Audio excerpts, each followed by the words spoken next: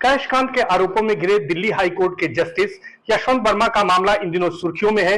Asia की सबसे बड़ी अदालत Allahabad high court bar association ने उनके मामले को लेकर, उनके तबादले को लेकर विरोध का ऐलान कर दिया है। आज से अनिश्चितकालीन हड़ताल पर चले गए हैं। उनका मामला इन दिनों गर्म है, लेकिन हमारे साथ मानवाधिकार कार्यकर्ता और इलाहाबाद हाईकोर्ट के अधिवक्ता के राय जी हैं। उनसे बातचीत करेंगे कि आखिर जस्टिस यशवंत वर्मा के बारे में कि उनकी क्या पृष्ठभूमि रही है, पारिवारिक पृष्ठभूमि, उनकी शैक्षिक पृष्ठभूमि, और यहां पर उनकी कब नियुक्ति हुई और किस तरह से उन्होंने फैसले दिए, और मौजूदा समय में जो आंदोलन चल रहा है इसके पीछे वजह क्या है और यह आंदोलन कब तक चलेगा। सर, सबसे पहले जानना चाहेंगे कि एक आंदोलन हाईकोर्ट बार एसोसिएशन ने किया है यशवंत वर्मा के कैश कांड के सामने आने के बाद, इस आंदोलन को लेकर क्या कहेंगे?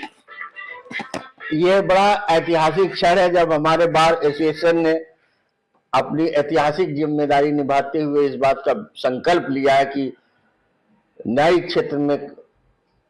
हो रहे भ्रष्टाचार के खिलाफ और खासतौर पर आर्थिक भ्रष्टाचार के खिलाफ हमारी लड़ाई जो है फैसला कुल लड़ाई होगी, फैसले तक ये लड़ी जाएगी। और आप जानते हैं यशवंत वर्मा का मामला उत्तर प्रदेश नहीं पूरे हिंदुस्तान के जुडिशियल हिस्ट्री के में सबसे बड़ा करप्शन का मामला है, जहां पर एक सीनियर मोस्ट जज हाई कोर्ट के बंगले में, उनके बंगले के अंदर करोड़ों रुपया जला हुआ पाया गया, जिसका कोई हिसाब किताब नहीं है और एक बहुत गंभीर मामला है। और उस जज को जो इतना दागी हो चुका है उसको इलाहाबाद हाईकोर्ट में वापस भेजने का जो निर्णय है वो सुप्रीम कोर्ट कॉलेजियम का निर्णय किसी भी तरह से सहन करने योग्य नहीं है। और हमारे अध्यक्ष अनिल तिवारी जी और हमारे सेक्रेटरी और पूरी बार ने जो फैसला किया है कि हम इनको इलाहाबाद हाईकोर्ट को कूड़ेदान नहीं बनने देंगे, यहाँ दागी और अब इस तरह के बदनाम जजों का ये अड्डा नहीं बनने देंगे। तो ये लड़ाई कब तक चलेगी है तो इलाहाबाद हाईकोर्ट के बार को नहीं बल्कि सुप्रीम कोर्ट के कॉलेजियम को तय करना है। या आज ये आदेश वापस ले लें, आज ये क्रिमिनल प्रोसीडिंग चालू कर दें यशवंत वर्मा जी के खिलाफ, आज ये 3 जजों की कमेटी को टाइम बाउंड कर दे कि इतने दिन के अंदर, 1 महीने के अंदर ये फैसला दे, और आज ईडी और सीबीआई के जिम्मे लगा दें कि ये 10, 20, 50, 100 करोड़ जो भी मिला हो उसका स्रोत कहाँ है, वो मलबा उठाकर कौन ले गया, कहाँ ले गया। सुप्रीम कोर्ट से जो हमारी ये मांगे हैं इलाहाबाद हाईकोर्ट बार की, ये मान ले आंदोलन एक जीत की नारे के साथ वापस हो जाएगा। बात करें अगर तो इलाहाबाद हाईकोर्ट बार एसोसिएशन ने एक बड़ी मुहिम छेड़ी है, खासतौर पर एक तरह से न्यायपालिका में भ्रष्टाचार को लेकर। इसमें किस तरह का समर्थन आप लोगों को मिल रहा है? न्यायपालिका में भ्रष्टाचार की जो कहानी उजागर हुई है, जिससे पूरे देश का जनमानस हिल गया है, उसमें इलाहाबाद हाईकोर्ट बार एसोसिएशन के अध्यक्ष ने और बार की कार्यकारिणी ने जो फैसला लिया लड़ाई का, उसको अभूतपूर्व समर्थन मिल रहा है। आज आप विश्वास करिए कि आज सुबह 6:30 बजे तक मंच माइक सब लग चुका था। 8 बजे से वकील आना शुरू हुए और 10 बजते हजारों वकीलों का मजमा वहां इकट्ठा हुआ। शहर के जितने भी यूनियन है, चाहे कर्मचारी यूनियन हो, चाहे ट्रेड यूनियन हो, चाहे रिक्शा चालक ई रिक्शा का यूनियन हो, चाहे व्यापार मंडल हो, चाहे किसी भी तरह के महिला संगठन हो, इलाहाबाद हाईकोर्ट में अधिवक्ता मंच समेत बहुत सारे युवा अधिवक्ता संगठन है, सारे के सारे लोगों ने पूरी ताकत से समर्थन दिया। और आज हमारे समर्थन में इलाहाबाद का जो सेंट्रल एडमिनिस्ट्रेटिव ट्रिब्यूनल है, कैट, जो हाईकोर्ट के बाद सबसे बड़ी अदालत है, बोर्ड ऑफ रेवेन्यू जो उत्तर प्रदेश के सारे ग्रामीण क्षेत्रों के खेती बाड़ी के और रेवेन्यू मैटर को देखती है, वहां हड़ताल रहा समर्थन में। आज उत्तर प्रदेश के 20 बार एसोसिएशन ने समर्थन करने की घोषणा किया है और हो सकता हो आज या कल यह निर्णय लिया जाए कि इलाहाबाद शहर को बंद रखा जाए और सारे संगठन मिल के बंद करेंगे, स्वेच्छा से बंद करेंगे और ये दर्ज करेंगे कि इलाहाबाद हाईकोर्ट को, इलाहाबाद शहर को इस बदनुमा दाग से बचाइए। और इलाहाबाद हाईकोर्ट की जो परंपरा थी, जिस परंपरा की नींव मुंशी अंबिका प्रसाद ने, डॉक्टर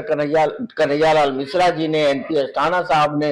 और तमाम बड़े बड़े लोगों ने रखी थी, उसको किसी भी तरह से, जेएमएल सिन्हा साहब जैसे यहाँ जज हुए जिन्होंने प्रधानमंत्री की कुर्सी की चूल्हे हिला दी थी, तो इस हाईकोर्ट को उस गरिमा, उस विरासत के साथ हम चाहते हैं कि वो बची रहे। और मैं समझता हूँ कि ये पहला आंदोलन है जिसमें हमारे न्यायपालिका में जो ऑनरेबल जजेज हैं वो भी हमारे इस इशू पर हमारे साथ है, बार के साथ है। बिल्कुल सर, आपको समर्थन मिल रहा है, जैसा आपने बताया कि तमाम बाल संगठन हैं और जजेस भी आपको सपोर्ट कर रहे हैं, करप्शन के खिलाफ सभी एकजुट हैं शहर बंद करने की आप बात करें। लेकिन अगर हम जस्टिस यशवंत वर्मा के बारे में बात करें तो प्रयागराज के ही रहने वाले हैं, यही उनका जन्म हुआ, शिक्षा दीक्षा हुआ, उनके बारे में बताइए, किस पारिवारिक पृष्ठभूमि से, किस एकेडमिक बैकग्राउंड से वो आते हैं? जहां तक मैं जानता हूं, मैं भी उनके परिवार से जुड़ा रहा हूं और मुझे बड़ा दुख होता है कि इतनी प्रतिष्ठा और इतनी ख्याति अर्जित करने वाले परिवार में जन्मे यशवंत वर्मा के हाथों से इस तरह के गंभीर गलतियां कैसे हुई। सब पूरा जानता है। इनके ग्रैंडफादर यहाँ के मशहूर वकील थे और उस समय जो कैलाश नाथ काटजू साहब थे, जो आज़ादी की लड़ाई के अगुआ थे और गवर्नर रहे और संविधान वाली कमेटी में थे, कॉन्स्टिट्यूंट असेंबली में थे, उनसे इन लोगों की पारिवारिक दोस्ती थी।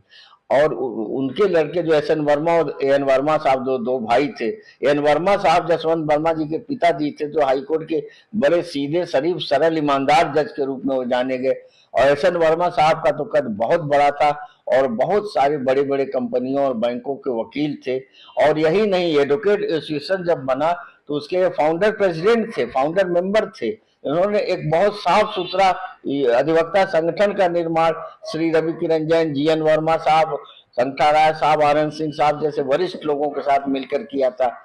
और इनके भी लड़के जो है, जो शरद वर्मा सहयोग संगठन चलाते थे, मानवाधिकार पे हम लोग वहां चर्चा करते थे, अरविंद वर्मा बड़े अच्छे वकील आज सुप्रीम कोर्ट में। यशवंत वर्मा पता नहीं कि उनको मतलब कौन सी मतलब पैसे की क्या ललक हुई कि जब सेंट जोसेफ के स्टूडेंट थे, यहाँ पर रीवा यूनिवर्सिटी से उन्होंने लॉ किया था चाक घाट से, और बहुत अच्छी प्रैक्टिस थी। बड़े बड़ी कंपनियों और बड़े बड़े चीनी मिलों के और डिस्टिलरीज के वकील थे, बैंकों के वकील थे। और अगर पैसा के वजह से कोई करप्ट होता है तो न उनके परिवार में इज्जत की कमी थी, न पैसे की कमी थी, ख्याति और आर्थिक स्थिति दोनों मौजूद थी वो। लेकिन आज जो कारपोरेट का कल्चर है, कारपोरेट के कल्चर में मेहनत के पैसे से ज्यादा करप्शन का पैसा होता है, बेईमानी का पैसा होता है, घुसखोरी का पैसा होता है। उस पैसे ने इनको आकर्षित किया, इसीलिए बताया जाता है इनके नाम से ये दाग लगा हुआ था जब यहाँ थे कि इलाहाबाद में ये जमीन के धंधे में अप्रत्यक्ष रूप से जुटे हुए। जो अतीक अहमद वाला प्रकरण था, सांसद अतीक अहमद का, वो जिस बेंच ने अतीक अहमद के सारे बेल कैंसिलेशन किए और उनको जेल में डाला, जो उनकी मौत तक वो रिहा नहीं हो पाए अपने, उस बेंच में जस्टिस भोसले के साथ खुद चीफ जस्टिस डीवी भोसले के साथ, डीवी भोसले साहब जो महाराष्ट्र से आए थे, वहां के चीफ मिनिस्टर के लड़के थे, उनके साथ खुद यशवंत वर्मा जी बैठे हैं। लोगों ने कहा कि लोग चर्चा करते हैं कि अतीक का सब केस खुलवाने, उनको जेल में बंद कराने में इनकी कोई भूमिका थी, क्योंकि अतीक खुद भी जमीन का बहुत बड़े काम में जुटे हुए थे और सही गलत काम में वो फंसे रहते थे। इनके बारे में यह भी यहाँ चर्चा है, सच या गलत, कि ये रेलवे के जमीनों के भी धंधे में ये काफी इन्वॉल्व थे। और ये तो दुनिया जानती है, और रिकॉर्ड है कि सीबीआई ने इनको नामजद एफआईआर किया था 2016 में, 18 में, जब ये सिंगोली चीनी मिल हापुड़ वाली है। जज होने के बाद भी आप उसके बोर्ड ऑफ डायरेक्टर्स में बने हुए, सिर्फ इसलिए कि 170 करोड़ की वसूली बैंक जो है आपके चीनी मिल से नहीं करेगी, क्योंकि यहाँ पर आपके नाम का रसूख काम करेगा। और वो किसानों को बांटने वाला पैसा जो है बोर्ड ऑफ डायरेक्टर और चीन मिल के मालिकों ने जो है लूट लिया।